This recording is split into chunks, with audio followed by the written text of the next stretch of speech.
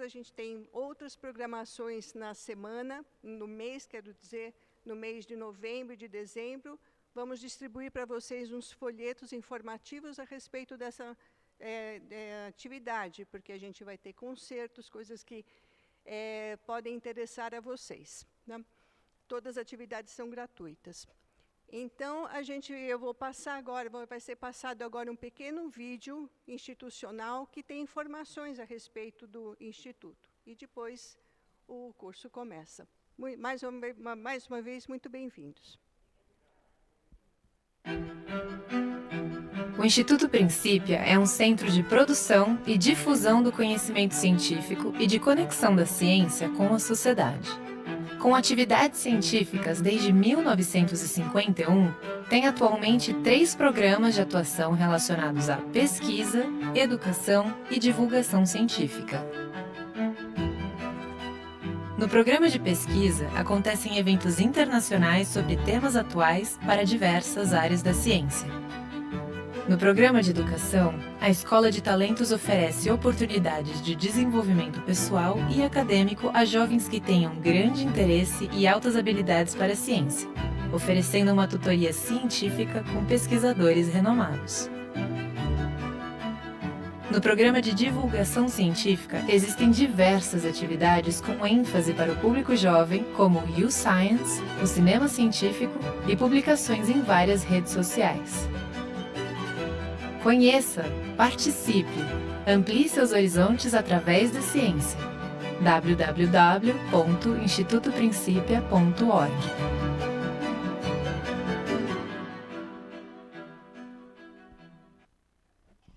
Muito bem, pessoal. Bom dia a todos e a todas. É bom ver vocês de novo. Eu estava com saudade já, né? Menos do Radamés, né? Radamés, você vai declamar para a gente na quinta-feira? Tá feito, então. Vai preparando.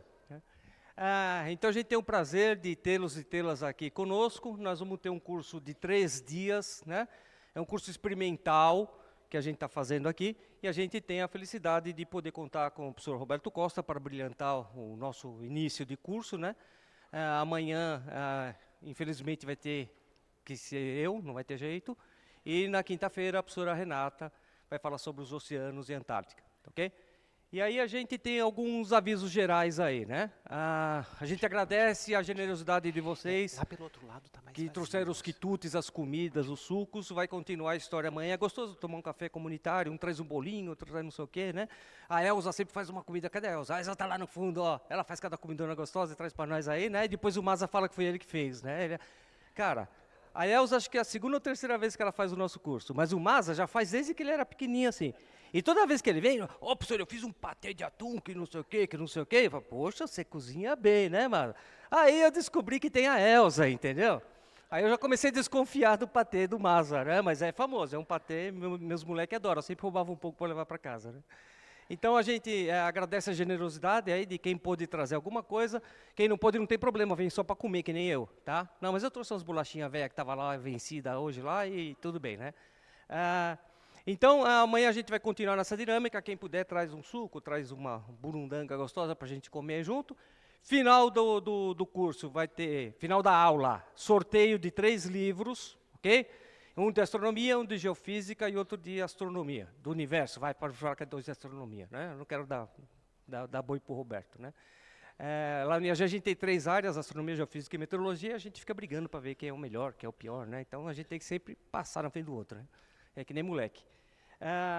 Então, a gente vai fazer isso e depois, no final do curso, da aula, a gente vai ter um formulário para vocês, rapidinho de preencher, que é aquele formulário, olha, você gostou do curso sim ou sim, né? Olha, você vai vir de novo sim ou sim e tal, né? E depois um espacinho para você colocar observações e, eventualmente, manda um recadinho para o professor. Eu gostei muito da aula, mas, né, gritou muito, mas falou baixo, mas eu gostaria que abordasse tal tipo de coisa. Qualquer sugestão é boa para a gente calibrar o desconfiômetro para as próximas vezes, né? Ou mesmo um obrigado, gostei, já é legal para a gente, lava a alma da gente quando recebe um bilhetinho desses, né? Não vai dar tempo de preencher aqui, né? Porque senão vai ficar uma muvuca aí. Então, o que a gente vai fazer? Vocês levam o questionário para casa, é uma folhinha, né? Não perde, traz amanhã preenchido. Quem trouxer preenchido vai ganhar um número para um sorteio extra, né? Então, a gente sempre lida com cenourinha, né? A cenourinha para o burrinho aí na frente, né? Então, quem trouxer o formulário preenchido, lá na entrada, vai ganhar um número, e nós, logo no começo da aula, vamos fazer o sorteio de um livro extra para quem preencheu o formulário, tá? Esqueceu, se ferrou, né? Então, traz, né? Traz o formularinho preenchido, preenche com carinho em casa, com cuidado, lembra da aula, lembra do professor, tal, né? Eu vou detonar esse desgraçado desse Éder, tal, escreve lá um monte de coisa, né? Então, aproveitem o espaço para dar sugestões, para sugerir cursos novos. Eu gostaria de uma aula sobre tal tipo de coisa no próximo curso. Legal, a gente vai ver o que pode fazer, ok? Então, final da aula, a gente vai ter sorteio de 3 livros, e amanhã a gente tem o sorteio de um livro extra, né, no começo para quem trouxe o formulário, e mais 3 livros no final. Isso mantém até o fim do curso. Tá legal? Fechou? Alguma dúvida? A dinâmica que o professor Roberto optou por fazer de perguntas é a seguinte: a gente vai... ele vai dar aula, e pelo que eu entendi, na hora, um pouquinho antes do intervalo, vocês vão parar um pouquinho aí para tomar um café, fazer um xixi e tal. Vocês fazem as perguntas, é isso? Ou se surgir alguma coisa no meio também. Se for alguma coisa assim que é importantíssima, sem aquilo você não vai conseguir sobreviver até o fim do curso, você não vai conseguir, né? Faz. Mas se ficar muita pergunta, às vezes a gente não consegue andar. Eu, tipicamente, depois de 45 minutos de aula, eu estou no segundo slide ainda, né? Porque o pessoal fica perguntando, e a gente vai falando, mas aí a coisa não anda. Então, se puder, economize, deixa a pergunta para o final. Ok? Se não puder, não, estou desesperado, eu preciso fazer essa pergunta, senão eu não vou sobreviver, tal, faz a pergunta, ok? Mas aí vocês ficam nas mãos do professor Roberto, ok? Então, Roberto, muito obrigado. O Roberto está com essa cara de influencer bonitão aqui. Nós vamos gravar essa aula, então quem não pôde vir ou quem dormir no meio da aula, vai poder depois assistir em casa e pode recomendar para os amigos depois. Olha, você não pôde ir, olha o que você perdeu. Você azarou, tá vendo? Olha a aula aqui, né? Então a de hoje, excepcionalmente, vai ser gravada também para fim de teste. Tudo bem? Roberto, chega de eu falar, a aula é tua. Obrigado, viu? Obrigado. Bom dia, gente. É um prazer vê-los, revê-los no caso de alguns, vê-los pela primeira vez no caso de outros. É uma satisfação para mim inaugurar a primeira aula do primeiro curso organizado pelo IAG no Instituto Princípia, que, como vocês viram pelo vídeo institucional, é uma instituição já muito antiga, mas que agora está com uma cara nova, em instalações muito boas. Aqui onde vocês estão acomodados, no futuro vai ser um planetário, obviamente que não com essas cadeiras e com um teto diferente, mas vai ser um planetário de alta tecnologia aqui. Então, é um prazer inaugurar esse curso. O Éder me convidou para falar sobre a origem da Terra. Só que não dá para falar sobre a origem da Terra sem falar sobre a origem do Sol e do Sistema Solar. E não dá para falar sobre a origem do Sol e do Sistema Solar sem falar sobre a origem da galáxia e do Universo. Então, eu dividi essa aula de hoje em duas partes. A primeira parte, a origem do Universo, que simplesmente para a gente ter uma visão geral de como é o Universo em larga escala e a sua origem. É claro que isso é só uma pincelada na diagonal de um tema que é extremamente complexo. Mas eu gostaria que, assim, no final dessa primeira parte da aula, essa parte da origem do universo, vocês fossem, no mínimo, introduzidos ao tema. Depois do intervalo, aí sim, vamos falar mais especificamente sobre a origem do Sistema Solar e da Terra. Certo? Bom, então, comecemos. Começamos pelo fato de que a nossa galáxia não está sozinha. Vejam essa imagem aqui, ela está em escala real, ela mostra o chamado grupo local de galáxias. O grupo local de galáxias tem a nossa galáxia, Via Láctea, com pequenas galáxias satélites, várias pequenas galáxias satélites em torno dela. Tem outra grande espiral, que faz parte do grupo local, que é Andrômeda, também com um grupo de galáxias satélite. Aqui tem uma perdida, tem umas pequenininhas, todas elas são galáxias elípticas anãs. E elas, no outro slide fica melhor, a nossa galáxia e Andrômeda, cada uma com a sua famíliazinha, formam o chamado grupo local de galáxias, que são mais ou menos 80 galáxias. Duas grandes espirais, Andrômeda, que é bem maior que a Via Láctea, depois a Via Láctea, depois uma espiral pequenininha, a galáxia do Triângulo, M33. As outras são todas galáxias anãs muito pequenas, mas que formam aí o chamado grupo local de galáxias, em torno de 80 delas, sendo que a distância que separa a Via Láctea de Andrômeda, as duas grandonas, é um pouco mais de 2,5 milhões de anos-luz, ou numa linguagem mais técnica, 800 kiloparsecs. Essa é a cara do grupo local de galáxias. Então vejam, as galáxias elas não são espalhadas de forma totalmente homogênea, elas estão em grupos, e é sobre isso que a gente está falando, sobre a estrutura do universo em larga escala. Então o nosso grupo, o grupo local de galáxias, tem essa cara. Aqui tem outro grupo, só para ilustrar, o chamado grupo de Virgo, porque fica na direção da constelação de Virgem. Todos os pontos que vocês estão vendo aqui são galáxias. E as bolinhas pretas? Alguém me perguntou se era uma esquadrilha de naves espaciais que tinha sido censurada a imagem. Não, não é uma esquadrilha de naves espaciais. São estrelas da nossa galáxia que estão na linha divisada, que estão na frente e que estavam meio que saturando a imagem. Então elas foram removidas digitalmente para que vocês vissem as galáxias do grupo do aglomerado de Virgo, que são cerca de 1.500 galáxias a mais ou menos 54 milhões de anos-luz de nós. Ano-luz é uma medida que se usa muito em astronomia para expressar distâncias. É a distância que a luz percorre num ano. Arredondando o número, um ano-luz equivale a 9,5 trilhões de quilômetros. Ou seja, ou 10 trilhões, se vocês quiserem arredondar. Bom, isso aqui é o que eu tinha acabado de dizer, os pontos pretos não é uma esquadrilha de naves espaciais, são só estrelas removidas digitalmente. E aqui tem outro grupo mais distante ainda, chamado aglomerado de Coma, fica na direção da constelação de Coma, mais ou menos 100 milhões de anos-luz da Via Láctea. Vejam, todos os pontos que vocês estão vendo nessa imagem aqui são galáxias, com uma exceção. Essa aqui é uma estrela. Como é que eu sei? A cruzinha, ó. Isso aqui é uma imagem saturada de uma estrela. Todos os demais pontos são galáxias. Esse é um aglomerado bem grande. Vejam, só essa região dessa galáxia aqui tem uma família de galáxias menores. Olha, uma bela espiral aqui. Essa aqui é uma galáxia elíptica, uma galáxia que não tem braços. Essa aqui é uma espiral como a Via Láctea, com seus bracinhos. Aqui no fundo dá para ver muito mais galáxias. Ó, cada pontinho desses aqui é uma galáxia. O aglomerado de Coma é muito grande. E no universo já mais remoto, esse é um aglomerado que é situado a 2,5 bilhões de anos-luz de nós. Um dos aglomerados do catálogo Abell. O catálogo Abell é um catálogo de aglomerados de galáxias. Vejam, cada ponto aqui, com exceção desse aqui, desse aqui, essas aqui são evidentemente estrelas, né? Dá para ver bem que a imagem está saturada. Mas todos os demais são galáxias. Ou seja, as galáxias se acumulam em aglomerados. E como é que é a distribuição disso em larga escala?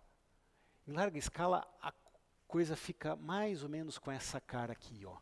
Existem aglomerados de aglomerados, os chamados superaglomerados. E aqui está o superaglomerado local. Cada pontinho aqui é uma galáxia. Se vocês observarem com cuidado, vão ver que os pontinhos não estão espalhados de forma uniforme, de maneira uniforme.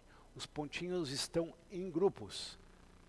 O grupo de Fornax, o grupo de Eridano, o grupo local, que obviamente por construção está no meio, né, nós que estamos fazendo a figura. Aqui o grupo de Virgo, que é o maior aglomerado de galáxias do superaglomerado local, que tem o nome de superaglomerado de Virgem, justamente por causa de aqui está melhor. Olha aqui, ó, tem vários menorzinhos aqui.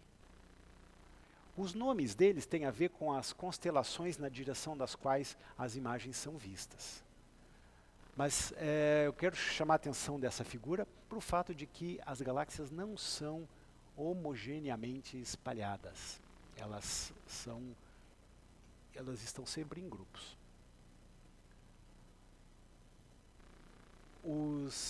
Aqui, agora, vamos ver como é que as coisas em escala maior se acumulam. Eu preciso explicar um pouco melhor essa figura. O que eu estou vendo aqui? Bom, de novo, cada pontinho é uma galáxia. O que chama atenção aqui? Chama atenção, primeira coisa, existem lugares em que tem grandes concentrações de galáxias, como aqui, e existem vazios, como aqui. Como nós que estamos construindo a figura, nós obviamente estamos no meio. E por que a figura tem essa cara? Tem a cara de um cone, ou de um V, sei lá. Muito simples. Imagine que a nossa galáxia é uma espiral. Ela tem um disco. O disco, minha mão, eu não alcanço ali, mas o disco da nossa galáxia está aqui, ó. Paralelo ao fundo do slide. Então, todo esse caminho para cima aqui são objetos que estão para cima do plano da nossa galáxia. Por que essa restrição? Porque no plano da galáxia tem poeira e gás. Eu não consigo ver as galáxias que estão lá naquela direção por causa da poeira, mas eu consigo ver as que estão acima ou abaixo do plano. Aqui estão as galáxias que estão acima do plano. Tem uma escala de distância aqui, ó, aqui é em milhões de anos de parsecs. Desculpa, eu não expliquei essa escala de distância. Um parsec são 3,6 anos-luz. É uma unidade técnica que se usa em astronomia.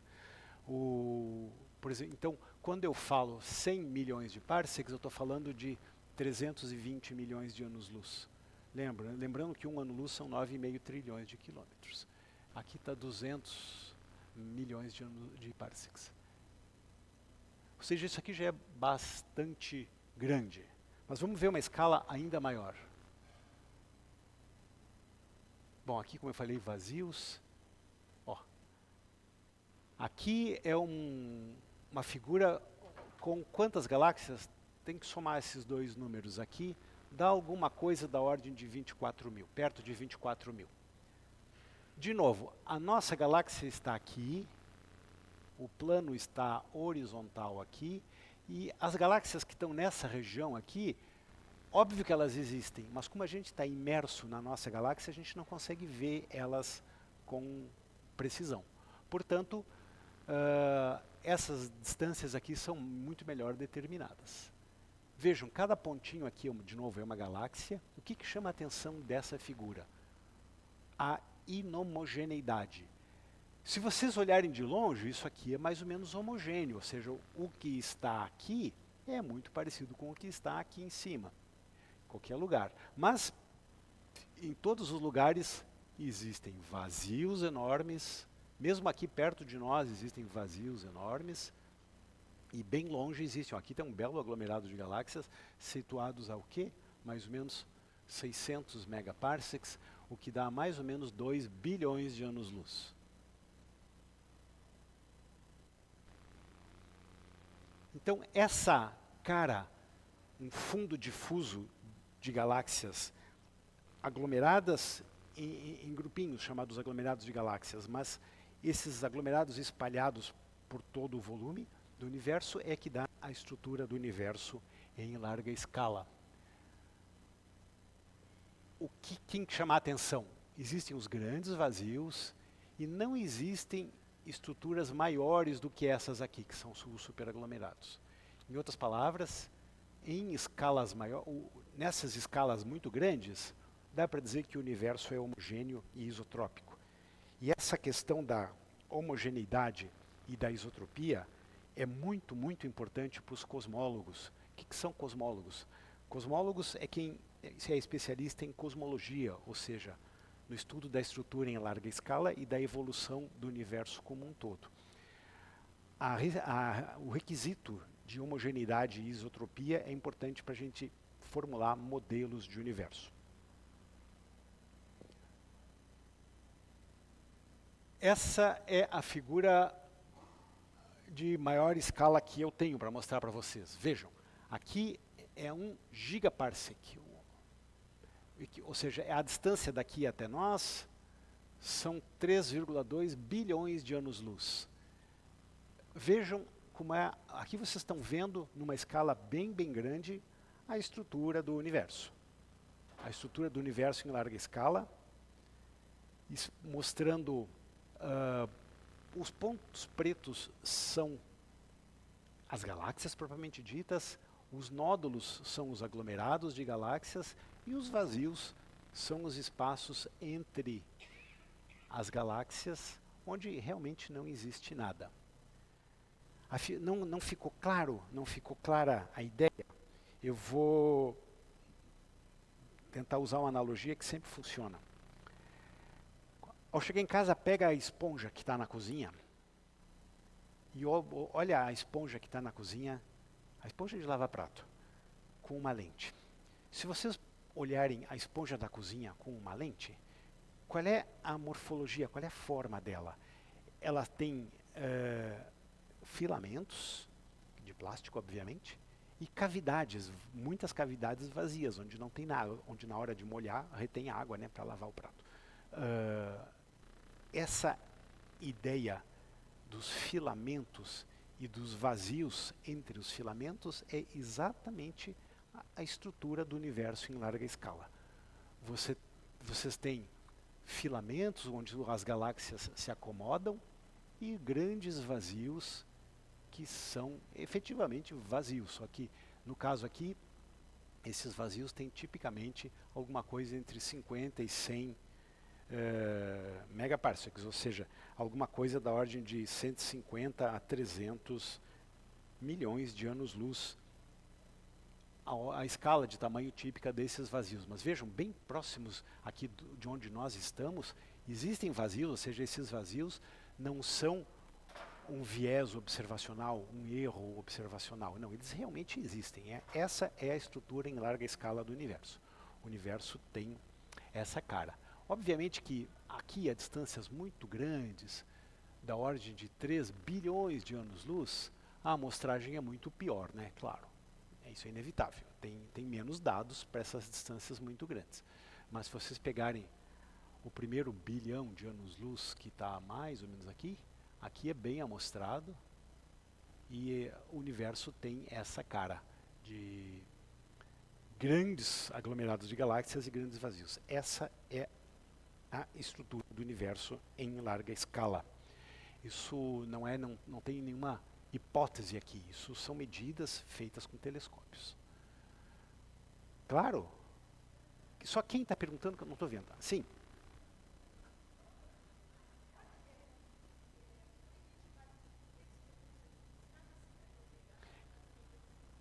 Cada pontinho nessa imagem é uma galáxia. As galáxias emitem luz, as estrelas das galáxias emitem luz.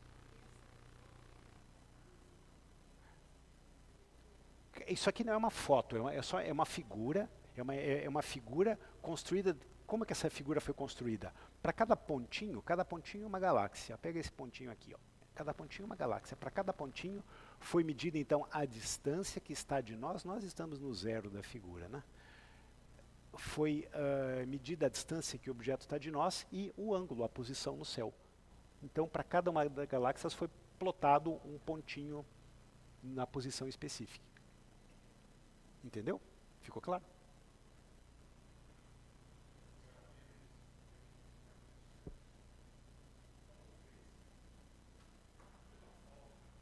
É falta de amostragem. Não, é só falta de telescópios bons o suficiente. Parei que tinha alguém perguntando antes, eu vi uma voz feminina aqui.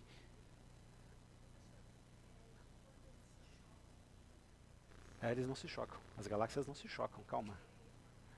Eventualmente as galáxias se encontram, mas só que isso acontece, isso é um processo muito lento, que tipicamente ocorre ao longo de 1, 2 bilhões de anos, e isso não significa que as estrelas das galáxias interagentes colidam umas com as outras, simplesmente elas adquirem uma forma distinta depois do encontro, por causa da interação gravitacional dos dois centros de massa.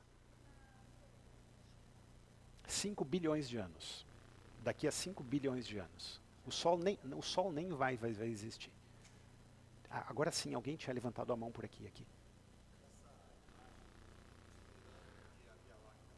Sim, no zero. Não existe centro.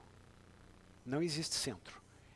E a gente está no centro do chamado universo visível, por uma razão bem óbvia, nós é que estamos olhando. Mas o universo é totalmente homogêneo, não existe um centro específico. Isso é meio contra o senso comum, porque a gente pensa que o universo é finito, portanto tem um limite, tem um lado de fora. A geometria pode pregar peças quando a gente tira a camisa de força da geometria euclidiana e usa geometrias curvas. Então não tem um centro. Nós não estamos em nenhum lugar privilegiado do universo. Aqui, depois lá. Professor, isso é uma fotografia do passado. Não. Do passado remoto. E se ela levou 2 milhões... Ah, sim, sim, entendi. Claro, claro. Claro, claro. Uma galáxia pode existir, a outra não. Não, pera, calma. As duas estão no mesmo plano. Pera. Sim, você tem razão no sentido de que essa imagem foi construída pelas posições medidas agora. Portanto, aquela galáxia que está lá a 1 gigaparsec, portanto 3 bilhões de anos-luz, a gente está vendo ela como ela era há 3 bilhões de anos atrás, que é o tempo que a luz levou para vir até aqui. Claro. Porém, quando se fala de estrelas, as coisas evoluem nessa escala de tempo. Galáxia não, calma. As galáxias, o que domina a luz das galáxias são estrelas de evolução mais lenta, de baixa massa, e as galáxias não somem, não, calma. As galáxias estão lá onde já estavam, lá no fundo.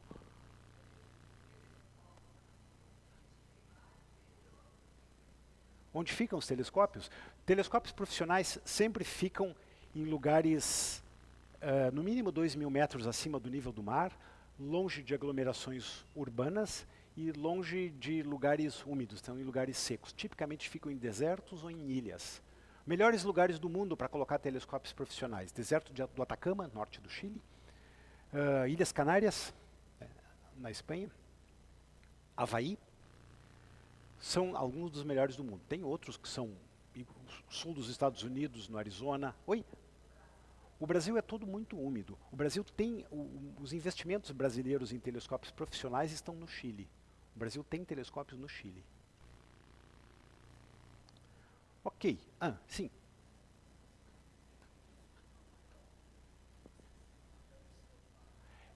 O que eu quis dizer é o seguinte, isso é importante, obrigado por me lembrar.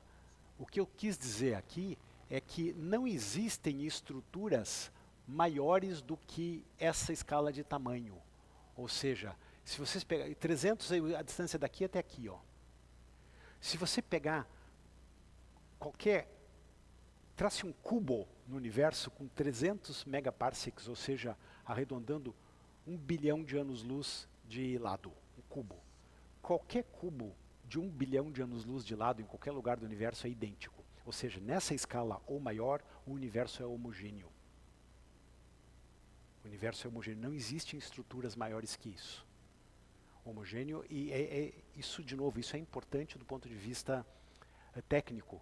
Para fazer modelos de universo, é importante que a gente entenda a homogeneidade e, bom, as medidas revelam que a homogeneidade não é uma hipótese, ela existe efetivamente, o universo é efetivamente homogêneo.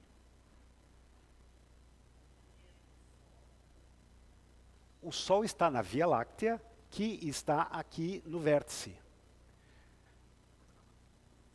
O Sol é uma das 400 bilhões de estrelas da Via Láctea que está aqui no vértice.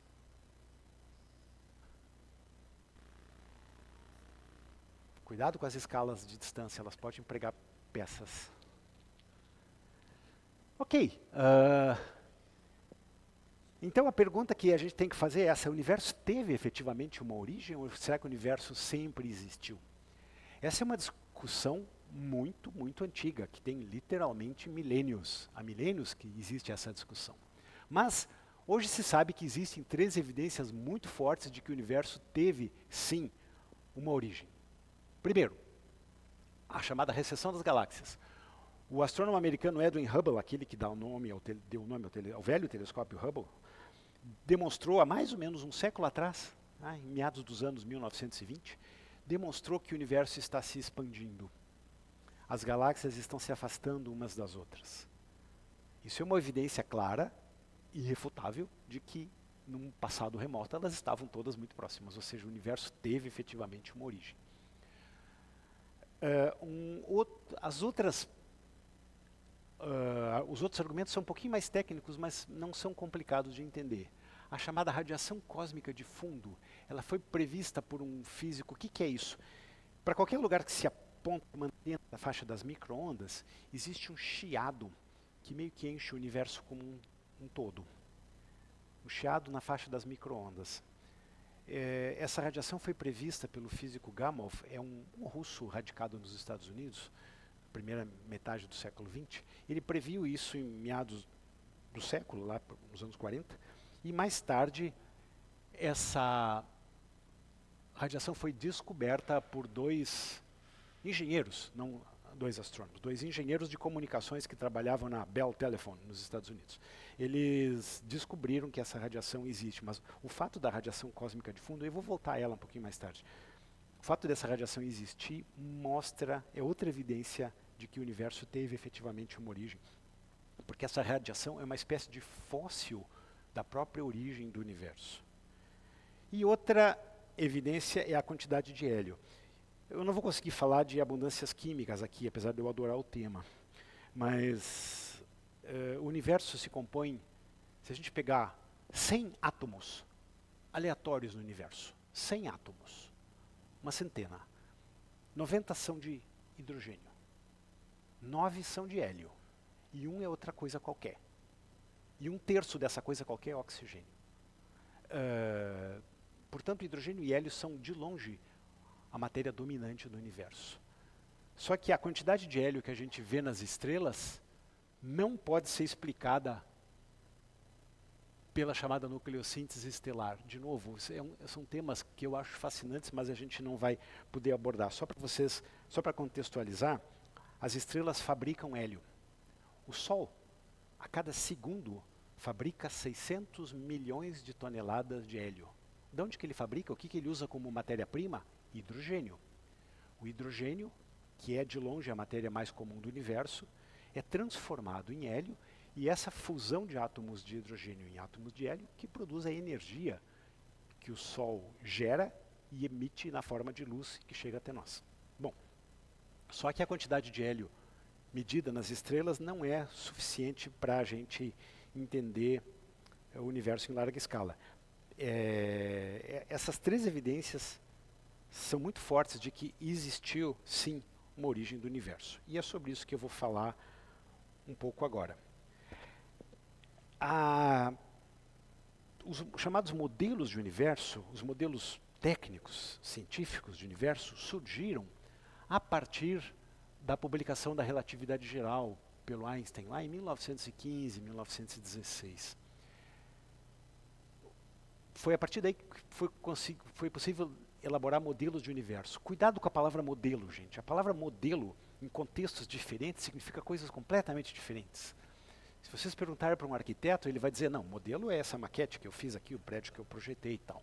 Se vocês perguntarem para um psicólogo, ele vai dizer, modelo é uma construção mental que a pessoa faz para descrever como ela vê o mundo, não sei o quê.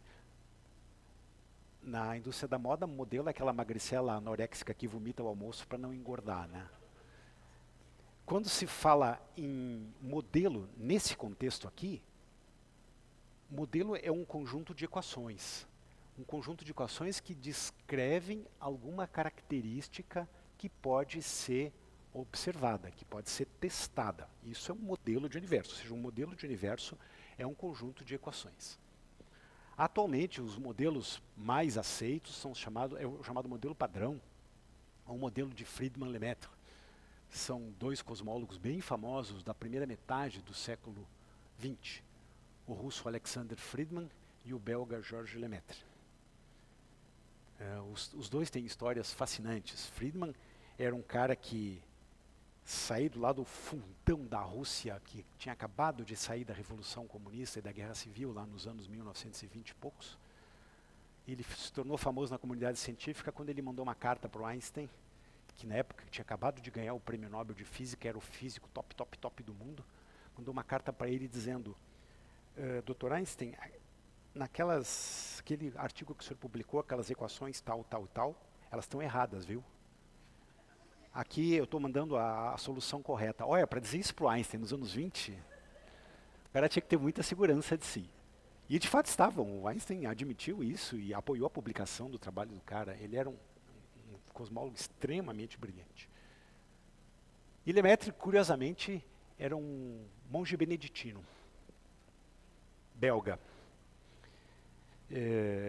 O chamado modelo de Friedmann-Lemaitre hoje são os modelos mais conhecidos aí de cosmologia.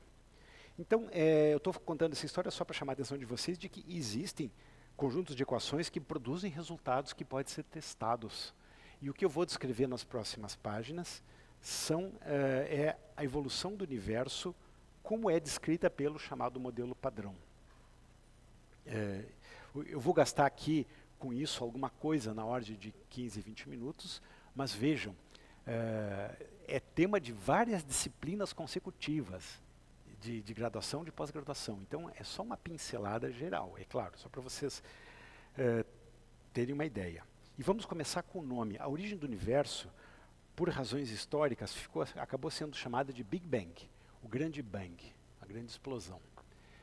O que pouca gente sabe é que esse termo, a grande explosão, foi dado por alguém que não acreditava na forma de deboche, o grande pum. O que vocês querem dizer que o universo teve uma origem, um tipo de um grande pum? Que coisa ridícula. Esse termo foi cunhado por alguém que não acreditava. Só que o tempo foi passando e viu-se que efetivamente o universo teve uma origem. E o termo acabou ficando, Big Bang. Eu preciso, para começar a falar disso, primeiro uma rápida revisão sobre notação científica. Diga. Tem a ver com o afastamento da Lua Não, de 39 não, não. O afastamento da Lua que existe está relacionado com as forças de maré entre a Terra e a Lua. Eu preciso falar um pouquinho sobre notação científica, porque é a maneira da gente expressar números muito grandes sem carregar uma família enorme de zeros. Então, se eu falo 1 milhão, ou seja, o algarismo 1 seguido por 6 zeros, é melhor eu falar 10 elevado a 6, onde aqui é o número de zero, simplesmente. 1 trilhão,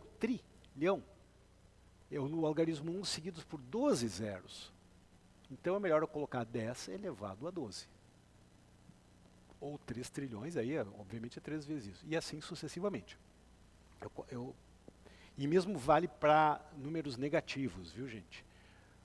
1 trilionésimo, mesma coisa. Se eu contar aqui a partir do zero que está à esquerda da vírgula, eu conto 12 zeros, o algarismo 1 lá no finalzinho, isso é 1 trilionésimo. Assim como 1 milionésimo são 6 algarismos. É muito chato carregar essa quantidade enorme de zeros aqui, a gente se atrapalha. A hora que eu estava escrevendo isso aqui, eu digitei e eu vi que tinha botado 0 a menos, 0 a mais.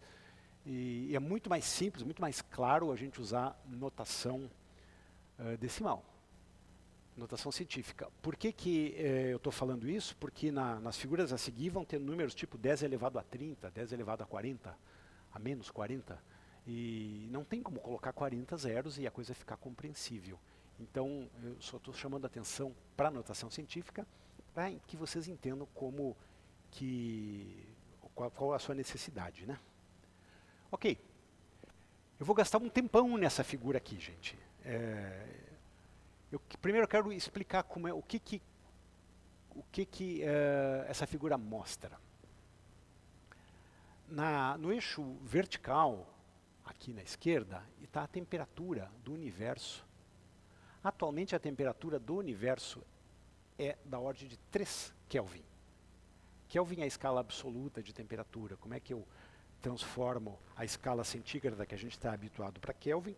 Eu subtraio 273.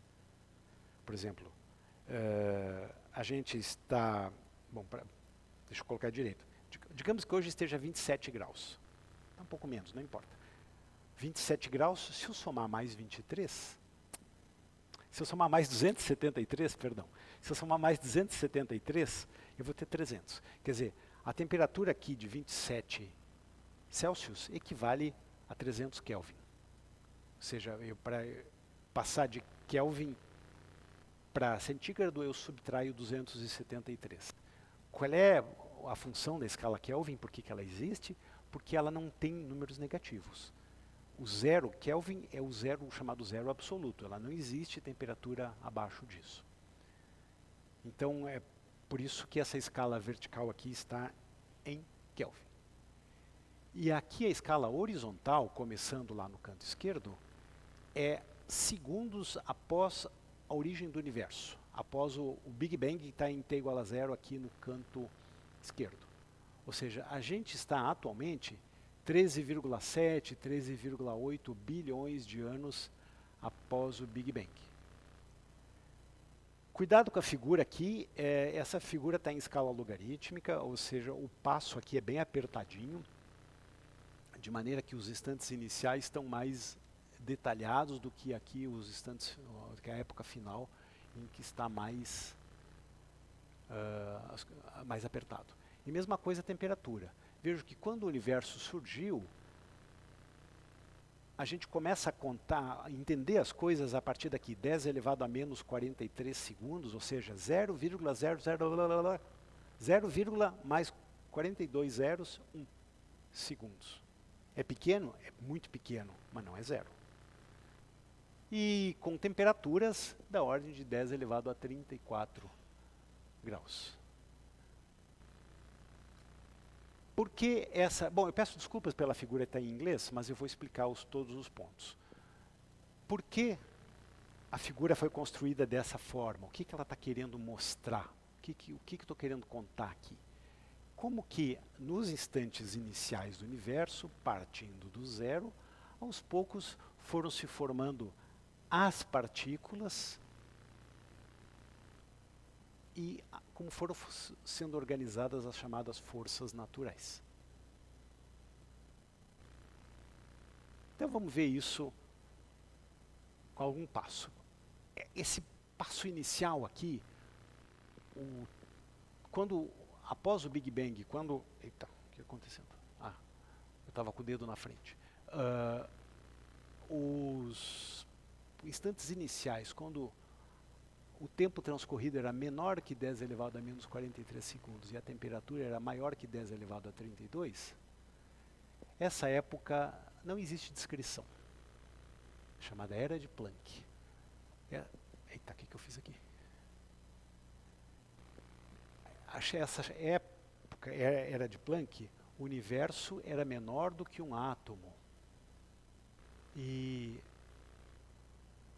as equações que existem hoje, a teoria da relatividade geral, que é a teoria que existe para descrever esses fenômenos, ela não funciona nessa escala. Então não dá para descrever com o ferramental teórico que existe hoje o que aconteceu aqui, nessa fraçãozinha ínfima de tempo, desde o zero até aqui. Ok, mas depois dá.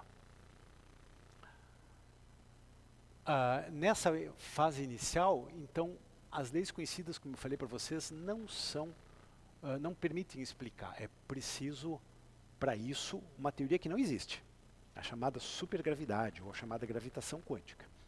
Essa teoria não existe, mas é preciso uma teoria que tenha essa cara para explicar exatamente o T igual a zero e o que aconteceu ao redor dele. Talvez no futuro isso exista. Ou seja, a relatividade geral, ela termina a sua validade aqui. Daqui para trás, ou seja, com o tempo muito, muito perto do zero, ela não funciona. Nesse tempo muito, muito remoto, as 4 forças fundamentais não existiam. Existem 4 forças na natureza. Primeiro é a gravidade, que mantém nossos pés no chão. Todo mundo conhece a gravidade. A segunda é a força eletromagnética, que a gente conhece. É a força que faz o positivo atrair o negativo do ímã, que faz a eletricidade fluir, etc, etc. As outras 2 são as chamadas forças nucleares. A força nuclear forte mantém os núcleos atômicos coesos. Pensa no núcleo atômico mais simples que tem, tirando o do hidrogênio, que é o núcleo do hélio. O núcleo do hélio é composto de quê? 2 prótons e 2 nêutrons.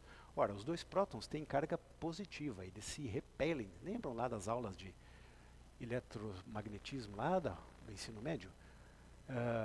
2 cargas de mesmo sinal se repelem, sinais contrários se atraem.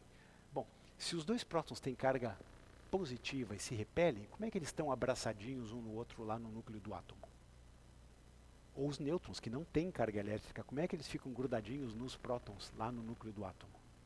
Muito simples, porque existe uma força de outra natureza, muito mais intensa do que a força eletromagnética, que mantém eles coesos. Essa força se chama força nuclear forte. A última delas, a força nuclear fraca, é responsável pelo chamado decaimento beta-nuclear, pelo fato dos núcleos dos átomos emitirem elétrons, emitirem pósitrons. Aí a coisa já vai ficar um pouco técnica demais. Mas o importante que eu quero chamar a atenção para vocês é que só existem 4 forças naturais. Essas 4 forças naturais explicam o funcionamento de toda a matéria do universo e da energia. Só que aqui nessa época muito remota, quando o universo estava muito próximo da sua origem, as forças são indistinguíveis. É uma única força, é uma chamada força unificada, também chamada de supergravidade. E existia apenas uma única força chamada supergravidade. Depois, à medida que o universo vai se expandindo e se esfriando, ela se separa. Primeiro a supergravidade se separa em gravidade e força Gucci, força unificada. A força Gucci depois se separa em força eletrofraca e força nuclear forte, e posteriormente a força eletrofraca se separa em força eletromagnética e força fraca. Essa unificação aqui já foi demonstrada em laboratório. É realmente assim que funciona. É a demonstração da validade, a demonstração de que esse ponto magenta aqui existe efetivamente, rendeu um prêmio Nobel de Física há uns 20 e poucos anos atrás, não lembro. Ok. Outra coisa importante que, para a gente entender, porque isso tem a ver com a estrutura em larga escala do universo. Toda a matéria do universo, tudo, a matéria que compõe o universo, pode ser descrita em termos de duas famílias de partículas e das forças que atuam entre eles. Primeiro são as chamadas partículas leves ou leptons, que são os elétrons, os neutrinos, os pósitrons. Eles interagem através da força eletrofraca, da força eletromagnética. E as partículas massivas, os chamados hadrons, que são os quarks que vão formar prótons, nêutrons, as partículas mais massivas, que interagem através da força nuclear forte e também da eletrofraca. Bom, são escalas distintas, vejam. Em escalas maiores, na escala dos átomos, o que está acontecendo? Os átomos têm um núcleo que é mantido coeso pela força forte e tem uma coroa eletrônica que é mantida estável pela força eletromagnética. O núcleo atômico é constituído de prótons e nêutrons, e os prótons e os nêutrons são constituídos por partículas menores chamadas quarks, que são mantidas coesas aí pela força nuclear. Ok, isso tudo, estou falando toda essa história para falar sobre os momentos aqui em que as coisas vão acontecendo. Primeira, passada a época de Planck, onde tudo era meio indistinguível, onde não existe sequer uma teoria capaz de explicar satisfatoriamente, a gente tem a chamada Era Gucci, a Era da Grande Unificação. Nesse primeiro momento, o universo contém uma matéria que é apenas uma combinação, uma sopa do que no futuro vão ser quarks, leptons, ou seja, partículas pesadas, partículas leves, e os fótons, né, a luz. Mas a quantidade de energia ainda é muito grande para que isso seja distinguível. No começo, o espaço-tempo já existia. Como eu falei para vocês antes, a gravidade ela se separa das demais. Os gravitons são partículas hipotéticas, eles ainda não foram demonstrados, mas assim como os fótons levam a informação sobre a força eletromagnética de um lado para o outro, os gravitons devem levar a informação da força gravitacional. Esse é um tema complicado. Existem portadores da informação. A informação não viaja pelo universo por mágica. Como que se eu sei lá desde o ensino médio que o polo negativo atrai o polo positivo, né? Eles se atraem. Como que o polo negativo sabe que o positivo está aqui? Como é que eles conversam um com o outro? fótons. Existe interação eletromagnética, troca de fótons. E essa informação viaja com uma velocidade finita, portanto, que é a velocidade da luz. Não existe informação instantânea. Isso existe também na forma da força gravitacional. Então, as primeiras forças estão se separando. Primeiro se separa a força gravitacional e no final da era Gucci se separa a força forte da força eletrofraca, ou seja, a gente tem aqui, a gente tem a separação dessas duas. Quem?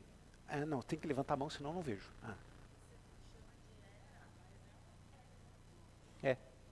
A palavra era aí é bem flexível. Você pode chamar uma era de 10 elevado a menos 30 segundos, mas era no sentido de que ocorre um processo importante durante aquele tempo e depois deixa de ocorrer.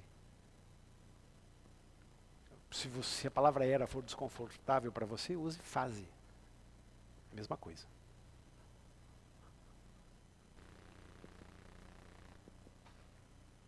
Ok. Depois, nessa fase, aí entre 10 a menos 30 e alguns centésimos de segundo após o Big Bang, formam-se os hadrons, as partículas pesadas. As partículas como os prótons e os nêutrons, que dão a massa da matéria, né? Os elétrons são tipicamente 1.500 vezes mais leves que os prótons e os nêutrons. Então, quando a gente pensa na massa como um todo, a gente está falando basicamente na massa dada pelos prótons e pelos nêutrons. Essas partículas vão se formar posteriormente, então, nessa época do universo. Ou seja, primeiro as forças que eram unificadas vão se separando, vejam, a força eletrofraca se separa na força fraca e na força eletromagnética, de maneira que a gente vai ter, quando o universo já tem 1 milionésimo de segundo de idade, já existem as 4 forças fundamentais atuando de forma independente. E a gente tem as partículas pesadas já formadas e começam a se formar as partículas mais leves. O que vai acontecendo? Para tempos maiores, para energias maiores, ou seja, a densidade de energia vai diminuindo à medida que o volume do universo vai aumentando, a densidade de energia, a quantidade de energia por unidade de volume vai diminuindo, e o universo começa a ter a cara que a gente está acostumado, ou seja, a força fraca, as forças nucleares, elas só atuam lá na escala dos núcleos atômicos. Vai diminuindo a temperatura, os quarks começam a se combinar. Vejam, com o universo na faixa aí de 1 segundo de idade, os quarks começam a se combinar e formar os prótons e os nêutrons. Antes a densidade de energia era tão alta que os quarks não se combinavam, mas eles se combinam 3 a 3. 3 quarks formam prótons ou nêutrons conforme a combinação. Já vou mostrar um esqueminha em que isso fica mais claro. Mas continua existindo reações de criação e aniquilação de partículas, né? Isso aqui é uma reação, um próton e um antipróton se combinam, se aniquilam formando fótons, formando energia, ou vice-versa.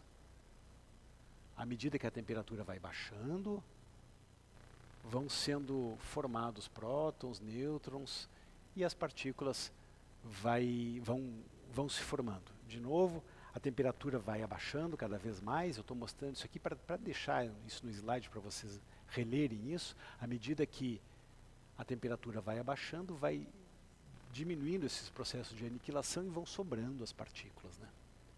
Até que, num certo momento, terminam os quarks livres, ou seja, os quarks ficam todos confinados. Tecnicamente isso se chama quark hadron. Os quarks ficam todos confinados e transformam-se em prótons e nêutrons. Essa é a cara deles, essa é a cara da reação. Aqui. Existem 2 tipos de quark que se chama up e down. Se eles se combinam 2 ups e um down, tem um próton. Se eles combinam um up e 2 downs, tem um nêutron. Porque aqui tem a ver com a carga elétrica deles, né? E existem outras partículas, aqui, por exemplo, partículas formadas por 2 quarks sozinhos, os chamados pions, e ou 3 partículas formando nêutrons. Então, os quarks são assim tijolinhos que a natureza usa para formar as partículas pesadas. Existem, eu estou falando mais de prótons e nêutrons, mas existe toda uma família de partículas aí que os físicos de partículas adoram brincar com elas. Os resultados dessa história, ao final desse processo, tem os hadrons que não se aniquilaram, né, os prótons e nêutrons, e tem as partículas leves, os elétrons, os míons, os tauns, os neutrinos e suas antipartículas. Depois das partículas pesadas que se formam aqui nessa fase, abaixo de 1 segundo, quando o universo tem entre 1 segundo e 1 minuto, que está descrito aqui, que está mostrado aqui em preto, mais ou menos entre 1 segundo e 1 minuto, aí formam-se as partículas leves. Não tem mais, os fótons não têm mais energia suficiente para formar partículas pesadas. Então formam-se as partículas mais leves, os elétrons e os antielétrons e assim sucessivamente.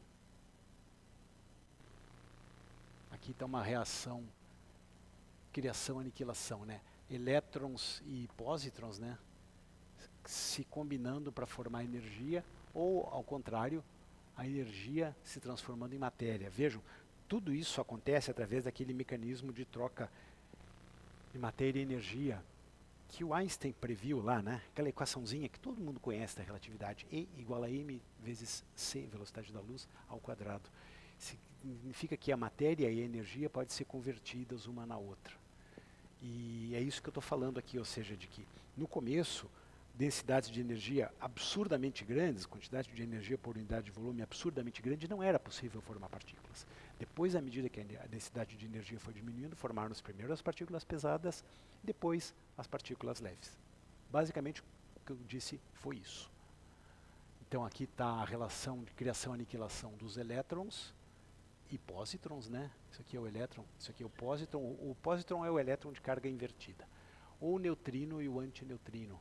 Neutrinos são partículas que sem carga elétrica muito, muito mais leves que os elétrons, mas que também existem em grande quantidade.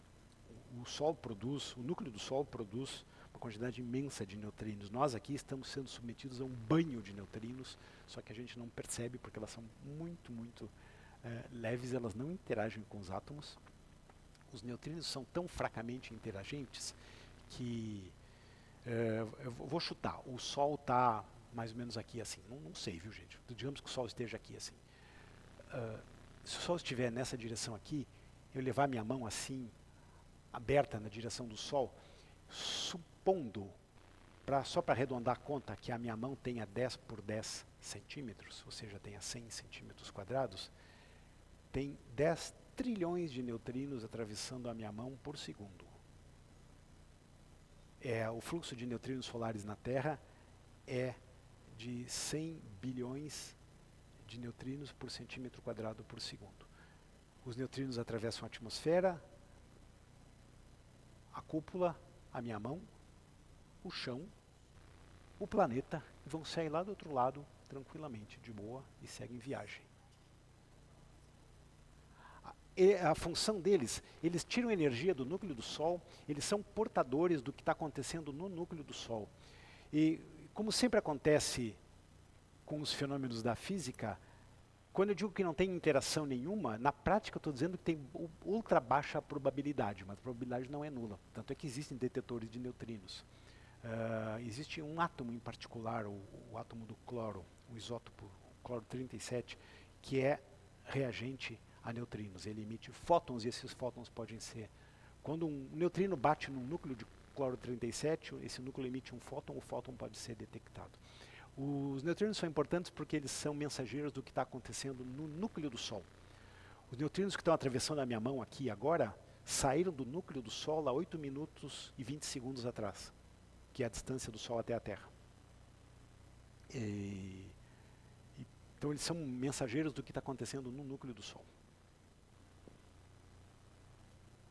Ok, à medida que o tempo vai transcorrendo, quando o universo tem um pouco mais de em torno de 1 segundo, ele já fica transparente, os neutrinos conseguem se mover.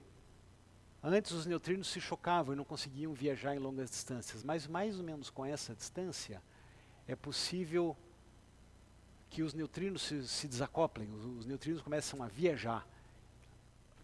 São os chamados neutrinos primordiais. Ainda não existe tecnologia para detectar esses neutrinos. Quando eles forem detectados, vai ser outra evidência a favor do chamado modelo padrão de Big Bang.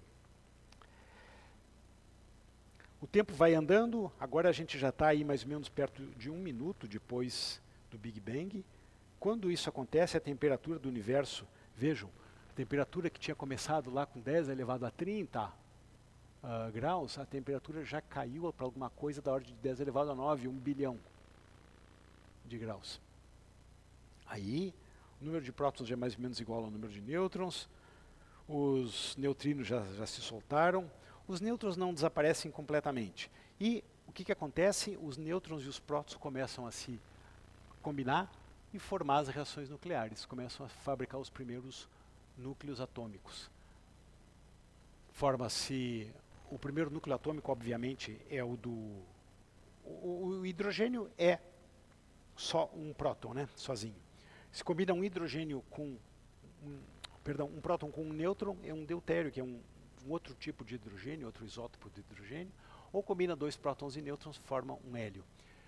No final dessa primeira fase, a gente tem que a temperatura já diminuiu bastante, o universo já diminuiu bastante, e os prótons e os nêutrons começam a se agregar, se combinar e formar os primeiros núcleos atômicos, começa a chamada era nuclear.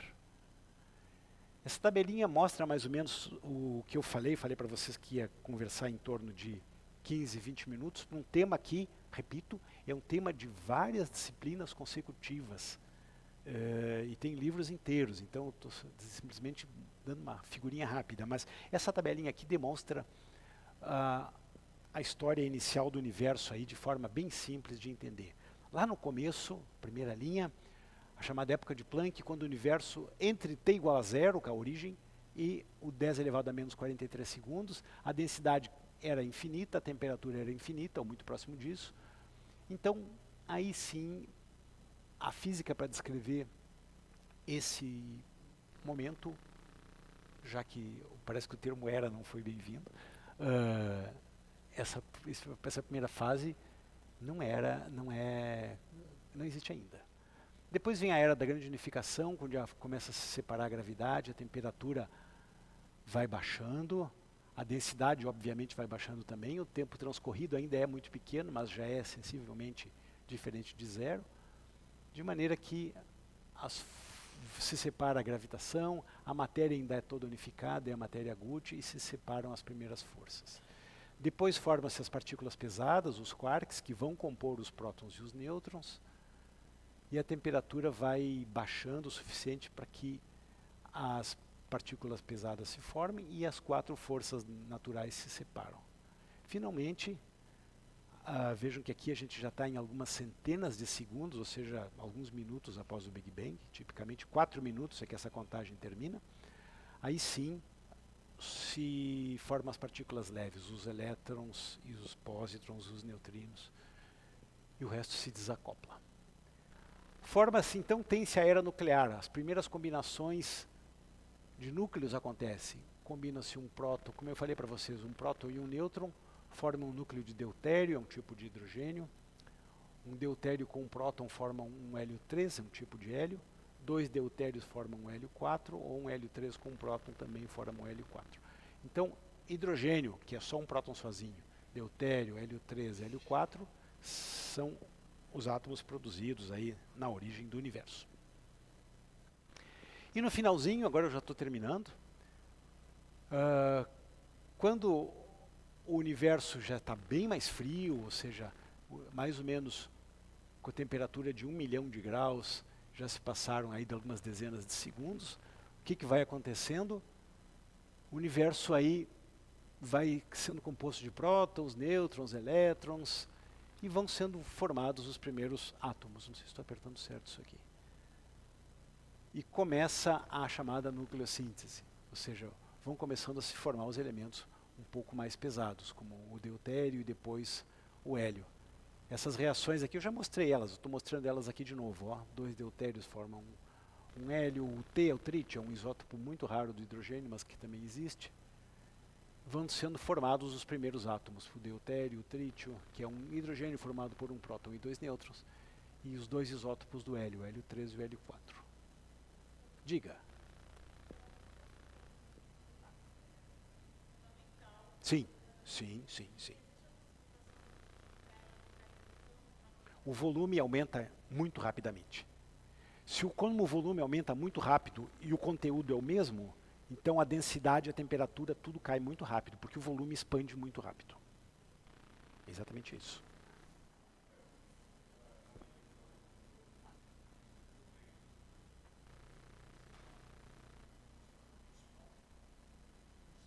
Sim, sim. Não tem. Não tem.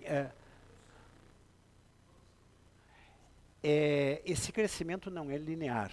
Eu optei por omitir essa parte porque eu teria que detalhar muito o chamado ciclo, o chamado fase inflacionária.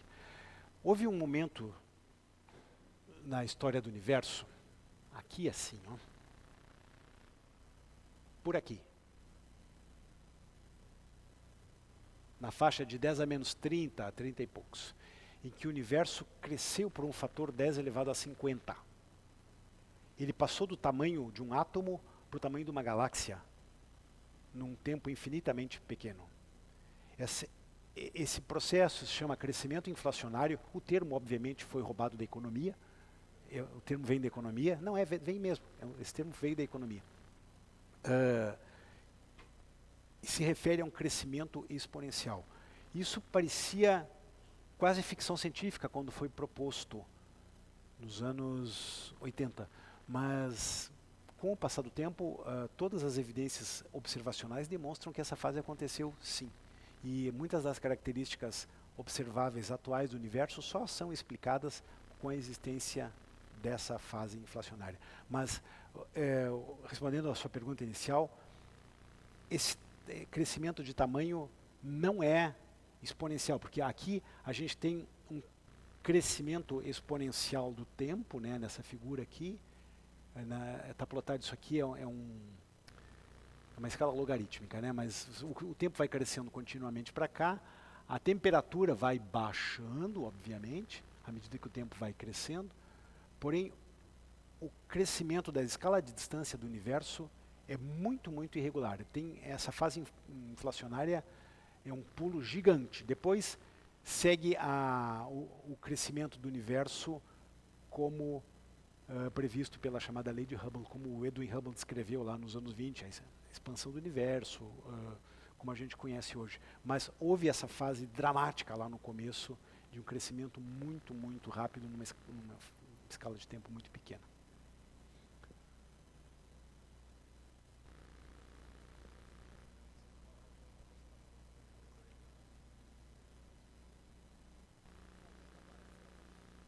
A luz, os fótons surgem aqui, ó. Aqui, ó.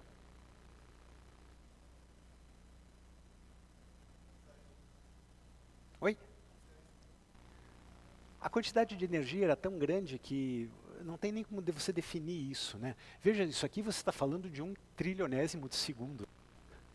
Está mais ou menos no meio da figura, mas é 1 trilionésimo de segundo.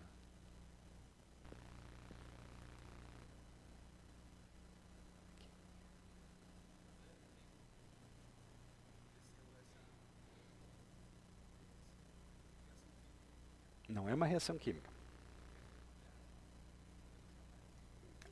A origem, chame de Big Bang.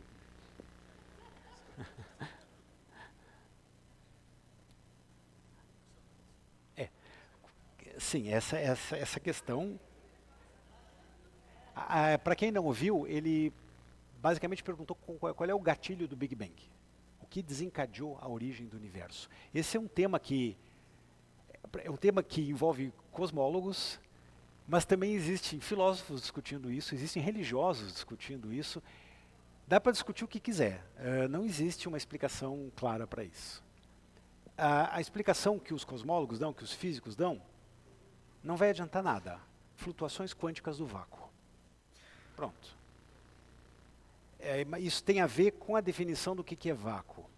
Vácuo, para um matemático, é muito simples. O vácuo matemático é o seguinte: você define um volume e diz, dentro desse volume, a densidade de partícula é zero. Pronto.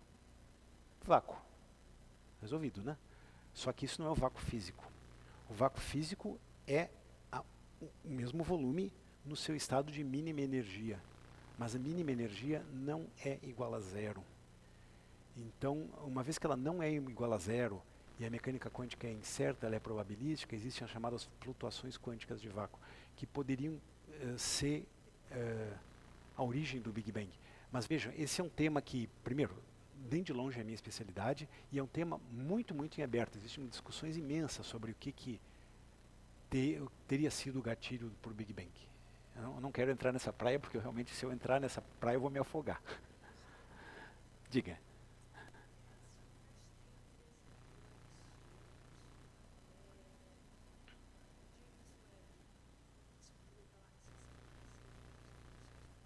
O universo não tem 13 bilhões de anos, tem 13,8 bilhões de anos. E, de fato, James Webb mostrou galáxias com 13,5, 13,4 por aí. Mas tem uma fronteira. Não dá para observar objetos muito próximos do Big Bang porque não existia luz viajando. Não tem como ver com telescópios o T igual a zero, não tem como. Simplesmente porque não existiam os fótons, como ele me perguntou lá. Bom, isso eu já falei. Formam-se os primeiros átomos. E o que sobra? O que sobra após formarem-se os primeiros átomos? Basicamente, forma-se 25% da massa é hélio, outros 75% é hidrogênio. Eu falei que era 90 átomos de hidrogênio, 9 de hélio e 1 de outra coisa qualquer. Mas aí eu estou falando do número de átomos. Se a gente pensar na massa, como o átomo de hélio é 4 vezes mais pesado que o átomo de hidrogênio, e se a gente pensar na massa, a proporção é mais ou menos 25%, 75%, se a gente pensar que não existem átomos mais leves. Então, 25% do hélio que a gente vê hoje no meio interestelar, nas estrelas, foram átomos necessariamente formados pelo Big Bang. Essa é uma das outras evidências de que o Big Bang ocorreu. E um dos grandes sucessos do chamado modelo padrão, modelo de Big Bang, é a nucleossíntese primordial, ou seja, o que a gente mede como composição química fundamentalmente de hélio nas galáxias, mesmo as galáxias muito remotas, bate exatamente com o previsto pelos modelos de Big Bang. Onde que nós estamos para concluir? Bem lá no final dessa história, quando o universo tinha mais ou menos 500 mil anos, os fótons começam a viajar. Aí, com 500 mil anos, o universo já ficou pouco denso o suficiente, a densidade já baixou o suficiente para que os fótons comecem a viajar. E os fótons começando a viajar, emitem a chamada radiação cósmica de fundo. Ou seja, a chamada radiação cósmica de fundo, que eu falei de passagem bem no comecinho, é exatamente isso. São fótons que se desacoplaram, ou seja, se soltaram, começaram a viajar quando a densidade do universo caiu o suficiente, e isso aconteceu quando o universo tinha em torno de 500 mil anos. E esses fótons podem ser observados hoje. Esses fótons formam o que era matéria, foi se recombinando. Antes tínhamos uma sopa de elétrons, prótons e núcleos de hélio. Essa sopa de elétrons, prótons e núcleos de hélio, à medida que a densidade foi baixando, foi se recombinando em átomos mesmo, átomos de hidrogênio, átomos de hélio, e sobraram os fótons, sobrou a radiação cósmica de fundo, que é vista no universo. O que é a radiação cósmica de fundo? Bom, antigamente ela era de ultra alta energia, na faixa dos raios gama, ou seja, muito, muito mais energético, porém, com a expansão do universo, o comprimento de onda vai se expandindo. Ou seja, o que a gente tinha era inicialmente raio gama, virou raio X, depois radiação ultravioleta, depois radiação visível, infravermelho, e hoje é ondas de rádio na faixa das microondas. Ou seja, os fótons da radiação cósmica de fundo que permeiam o universo como um todo, hoje podem ser detectados aí com radiotelescópios. E o que eles mostram? Essa figura é bem interessante, ela mostra a radiação cósmica de fundo. Esse é um mapa, é como se fosse um mapa do céu, né? Do céu como um todo, simplesmente o plot do céu. Ela é muito, muito homogênea. A radiação é muito, muito homogênea. É em torno de 2,7 Kelvin. As variações que estão mostradas aqui em cores diferentes, as variações são da ordem de 300 microkelvin. É muito, muito pouco, ou seja, isso é muito, muito homogêneo. E as inhomogeneidades estão associadas com... As inhomogeneidades estão associadas com as flutuações da densidade do gás quando as partículas se formaram. E as inhomogeneidades maiores, tipo aqui, por exemplo, ó, estão associadas com a posição dos grandes aglomerados de galáxias atualmente. Ou seja, a distribuição da radiação cósmica de fundo, ela também é uma espécie de mensageira da estrutura do universo em larga escala, lá próximo do Big Bang, quando o universo tinha apenas 500 mil anos. Então é um tema bem interessante. O legal é que essa radiação cósmica de fundo tinha sido prevista pelos cosmólogos nos anos 40, porém não foi achado. Mais tarde, nos anos 60, com a evolução da tecnologia de telecomunicações, e principalmente na faixa das microondas, é que 2 engenheiros americanos do laboratório da Bell Telephone, da companhia telefônica Bell, lá nos Estados Unidos, descobriram que existia um chiado de antena num sinal muito específico, num comprimento de onda muito específico, que era homogêneo em todo o céu, mas não vinha da atmosfera, ou seja, ele tinha no dia de noite, não vinha do chão. Aos poucos eles foram refinando as medidas, viram que era um sinal real, mas não conseguiram identificar, e publicaram isso numa revista. Só que publicaram isso numa revista técnica de engenharia elétrica, que os físicos não leem. Então, levou alguns anos até que as pessoas se dessem conta que esses camaradas tinham descoberto a radiação cósmica de fundo, tinha sido prevista pelo Gamow 20 anos antes. E foi mesmo. Depois existem, posteriormente, vários outros resultados que comprovam a existência dessa radiação. Ela é muito importante, ela é um mensageiro lá do universo primitivo. E é uma maneira interessante de mostrar como que a gente hoje, agora, consegue tocar uma informação lá da época do Big Bang. Aqui.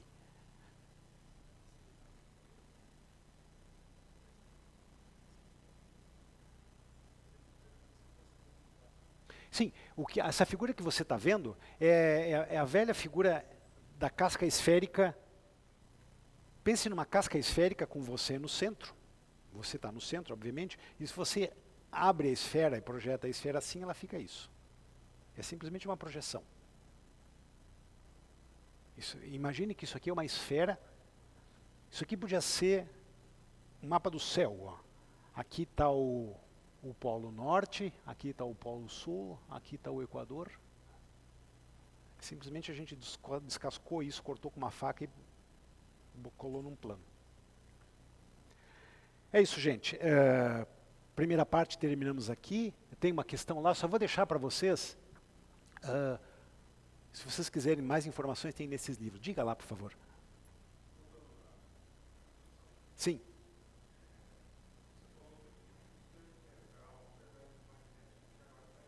Isso. Depois do rádio? O rádio com comprimento de onda mais longo. Ondas de cada vez mais longo. Existem ondas de rádio desde as micro-ondas, que tem frequência da ordem do micron, perdão, comprimento de onda da ordem do micron, ou de milímetro submilimétrico, até as ondas, as VLF, com comprimento de onda de quilômetros, que usadas em comunicações militares, diga-se de passagem.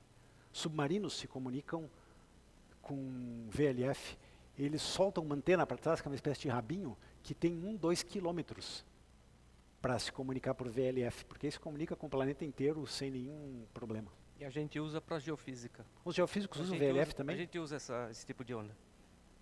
Para Nada. poder investigar a Terra, porque como ela está distribuída, é uma fonte de graça, né? A gente não precisa gerar energia, ela já está sendo gerada continuamente, e ela penetra nas camadas da Terra, Olha aí. então a gente vê como é que ela interage, é que nem a interação lá dos neutrinos, né? Tá. Quer dizer, você vê ela interagindo com a Terra, e se ela for de um jeito, ela interage de um jeito, se a Terra tiver outra característica, ela interage de outro, então a gente tenta inverter o processo.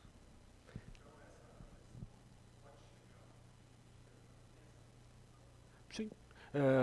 Veja, à medida que o universo vai se expandindo, ela vai mudando sua característica. Mas note, isso acontece numa escala de tempo muito, muito maior do que a gente pode pensar nelas, né? É aquela história que eu sempre falo. O Sol é finito no tempo, né? O Sol vai desaparecer daqui a 5 bilhões de anos. Cada vez que eu falar nisso, alguém pergunta: e nós vamos para onde quando isso acontecer? Nós quem? Nós quem? A nossa, se o Alcides estivesse aí, né, a gente pode ter os caras que parecem Rolling Stones, né? Então, há 1 bilhão de anos atrás, só existia na Terra criaturas unicelulares. O que vai acontecer? Vai ter 5 bilhões de anos no futuro? E eu sei lá, não vai ser a nossa tribo de macacos sem rabo, com certeza. Gente, é um bom momento para um intervalo agora. pessoal, antes da gente então, por favor, avisos gerais. Em caso de emergência, nós temos 2 saídas, tá, de incêndio. Então, a hora que vocês forem descer, aproveite e conheça as duas, né? Não precisa sair todo mundo por um lado, sair pelo outro também. Então, a gente já sabe, se tiver algum problema, você desce e sai por essas 2 saídas, tá? Celular, por favor, desligado, tá? Sem som nenhum. Mas o meu, eu desligo, mas ele ainda bem. Então, deixa ele desligado mesmo, por favor, porque incomoda, tá legal? Então, vamos lá, rapidinho, tomar um café, fazer um xixi, e a gente volta para a segunda parte da aula, ok?